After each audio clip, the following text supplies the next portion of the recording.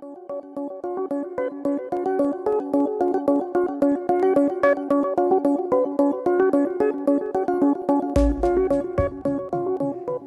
everybody, my name is Thomas Hübl. I'm delighted to sit here with Sergio Baroni, a therapist, a healer, spiritual mentor, and a man with a very lovely depth of listening and like a spark of pinpointing essential places, questions, and revelations in life.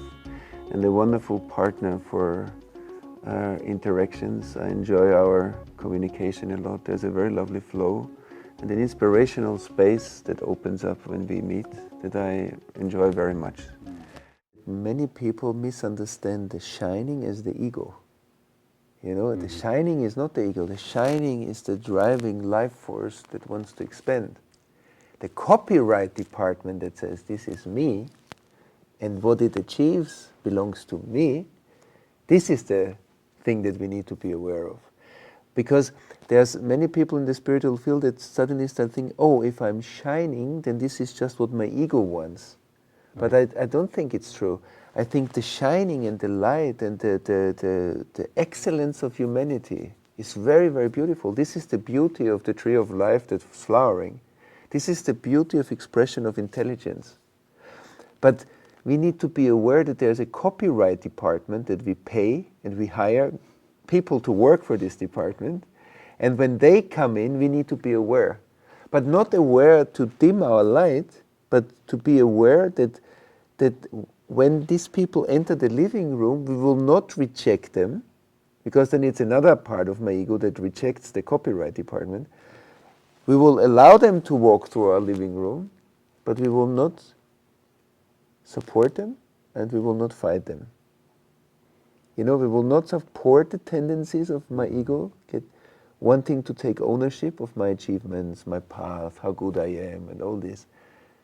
In the Tao Te Ching, there's a sentence that says, and when the master, in this case it's a she, if she finishes her work, she forgets it. So there can be an amazing work in our life. It can take the stage of life. It can be even very famous. If the copyright department doesn't take ownership of it, it's beautiful.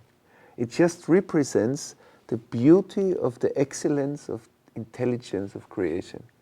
And I think this beauty needs to shine. The ego is not the shining. The ego is the part that wants to take ownership. The ego is the part that starts falling in love with their own creation. You know, once we fall in love with their own creation and we say, okay, this is a bit more mine, you know, it's my achievement. And it feels so good. Right. The light feels so good. Right. Right. And it's good that it feels good. That the light feels good is good, because movement is joy. Ecstasy is movement in expression. It feels good. But this part that takes ownership of this good feeling is the one that we need to pay attention to. You know, when you're alive, suddenly through your spiritual practice and through your integration process and your therapy and everything, suddenly your energy lines up. So suddenly many things start to work in your life. You have enough money, the relationships work, with sexuality it's more satisfying, you know, you have many friends, you have a beautiful sangha of people that are also on the path. But then you fall in love with the garden.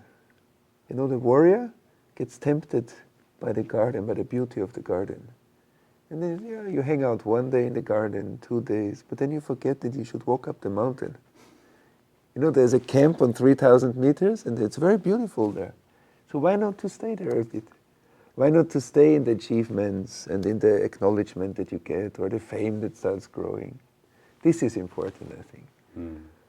That we remind each other when we fall in love with the creation that we are sitting in. To me, it describes sort of the paradox between inviting what I call big self into one's life, yielding to big self, and yet not taking ownership at the egoic level and thinking that somehow, you know, I get to be the puppet master. Right. Right. Very important. I think that there is a very critical point that needs to be made here with many of these books that say you create your own reality. You know, there's a very fine line that there are, of course, we all live in this perception of the world, and so within this perception, there is in this separate perception of the world, you know, the world is created in a certain perspective within me. So there's a reflection of reality within the perception. And this is made up by all my past, by all my conditioning, by all my wishes, by all my habits. So there is a kind of a separate version of reality that is made and molded by a special string of existence. But then some people come to the idea that, oh, I can actually create literally my reality. You know, I can draw into my life whatever I want, and then the ego actually puts itself on the driver's seat. Mm-hmm. It puts itself on the throne of God. And then we have seen it also in the Second World War in Germany, that this is the beginning of the end, actually. Mm-hmm. Because if I lose the humility that there is always something bigger above me, that animates me and that works through me, and that the ego says that I am the creator, this is very, very, very dangerous even. Mm-hmm. So that the ego always needs to bow down in front of the bigger mystery that it will never understand. The ego cannot understand. The realization can be it, but you can never understand it from a separateness. And so I think we need to be careful with this, that, as you said, that I as a separate self become the master of all the reality. Instead of that, I devote myself to reality, and if there is the realization of the whole, then the creator is being realized, but it's not the small self that suddenly owns the big creator. That's very problematic, I think. Right. And it's also a challenge when one sees that, to not go into shame or, you know, shaming oneself. What a fool I am for, you know, kind of the way that you were describing before, to hold oneself with loving compassion as we are witnessing the ego trying. Right. The ego is constantly trying to kind of sneak in, and to be able to keep opening to that greater invitation to love, to serve, to become, without grasping, without trying to own it and control it and manipulate it. Right, beautiful. Yeah. I agree. Yeah. And that, because I can see that another part of my ego tries to get rid of this part of my ego. You know, the shame, and I put myself ego down. Wars. Yeah. It's a war inside of the same level of my consciousness. Yes. And I hold it for real. You know, you see often some people that mix a bit humility with making oneself smaller and thinking that this is devotion. But devotion is actually a shining expression, is the biggest devotion that you can have, because this is your ultimate contract with the divine, is that you will rise up to the highest possibility that you can be, the most enlightened possibility of your existence. To glorify creation. Yeah. Right. Yeah.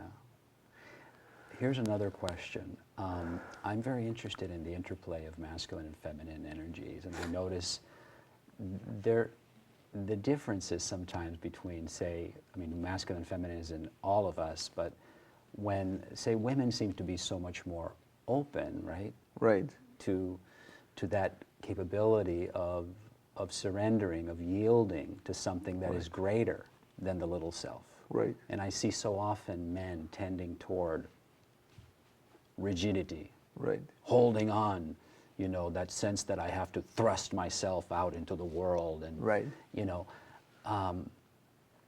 and yet men have to be men, women have to be women, right? Right. How do you? What's your suggestion around how to awaken through that, whether we're a man or whether we're a woman?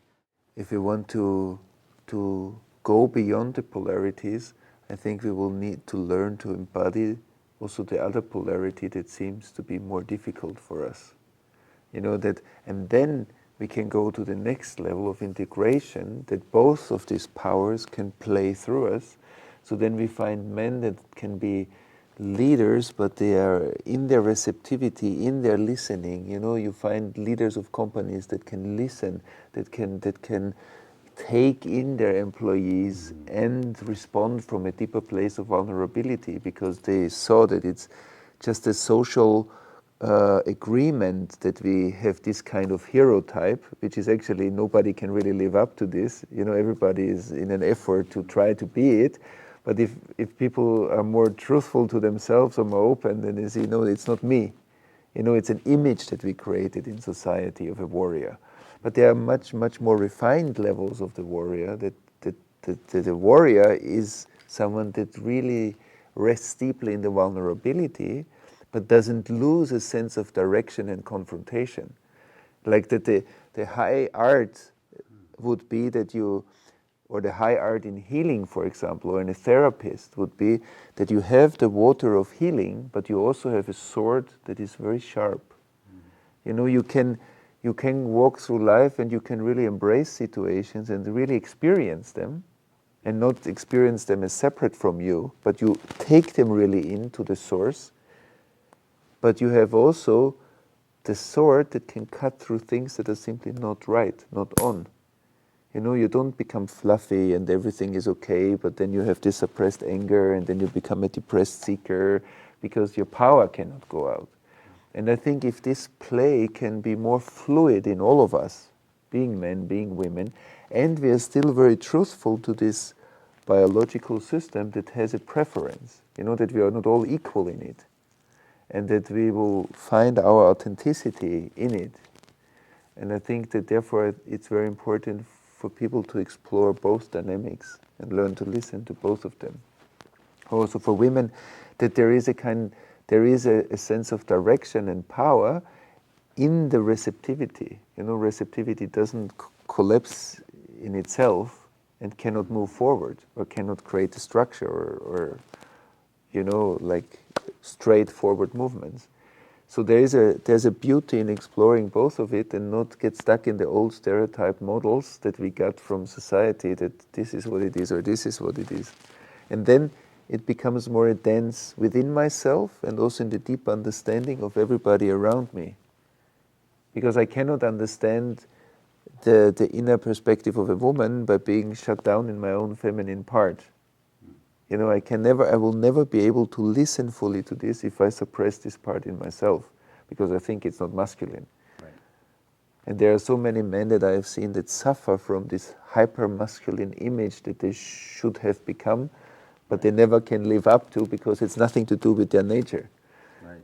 And there's so much struggle to achieve an image that we hold in society in order to rest back into the deep experience of what actually moves really in me.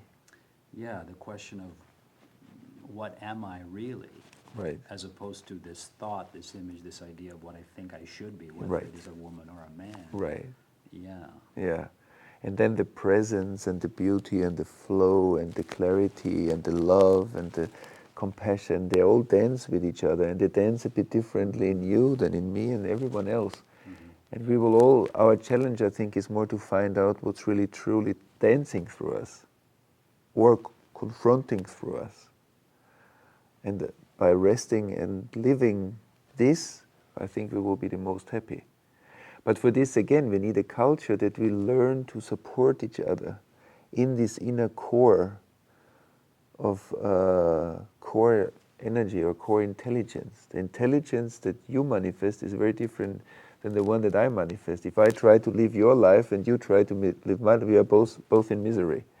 But if you really truly embody this, and we support each other, I think then we create a culture of potential. And if the young people in schools and in universities would feel this level of support in their unique intelligence, then I think we would live in a very different culture.